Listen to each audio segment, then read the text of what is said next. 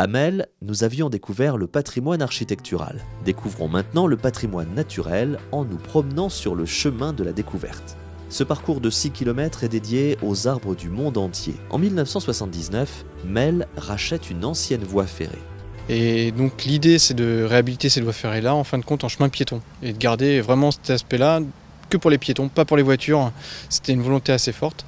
Ensuite il y a un deuxième tronçon qui est acheté en 1981.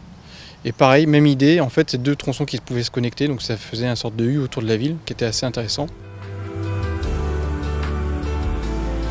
Le tracé de l'ancienne voie ferrée est transformé en arboretum avec près de 1800 arbres. Des panneaux d'information renseignent le promeneur sur les essences qu'il rencontre.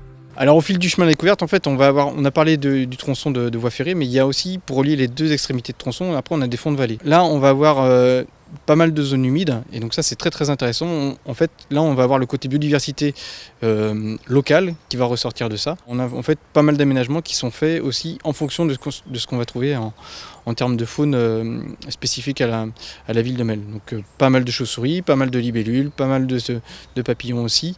Et voilà, en fait un petit peu en fonction des inventaires qu'on a fait, on a quand même des choses qui peuvent orienter la gestion du site et qui est vraiment très intéressante.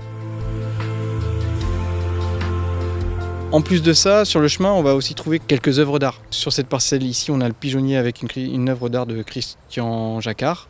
Sur la partie de la Maladrie, on va avoir le jardin d'eau, jardin d'ortie de Gilles Clément. Donc ça, c'était un bon coup de projecteur sur le chemin de la découverte, c'était vraiment très important. Et on va avoir aussi une œuvre d'art de Christian Lapie. On a vraiment 3 belles sculptures qui sont au milieu des arbres, et là, effectivement, ça fait un beau décor pour ces œuvres-là. Plusieurs animations sont proposées aux visiteurs. Des jeux de piste autour des arbres, des randonnées, des visites musicales. Un moyen d'allier plaisir des essences et plaisir des sens.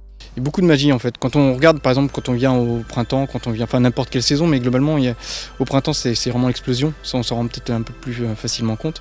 Mais c'est quand on regarde de près, on voit un arbre de loin. On se dit tiens, ça peut être ça. Après on approche un peu plus, on se dit ah oui, la feuille commence à s'ouvrir de cette manière-là, elle a telle couleur. Et qu'est-ce qui va arriver après? Ah bah tiens, elle va devenir verte, ok, bon, et le dos alors comment il va être? Il va être vert. En gros c'est une évolution perpétuelle avec des surprises à chaque fois. Et il y a une telle richesse au niveau botanique sur le chemin de découverte que du coup on a toujours des surprises et c'est impossible de le connaître par cœur. Donc sans cesse de la découverte, d'où le nom du chemin je crois, au niveau de l'arboretum c'était un peu ce qui ressortait.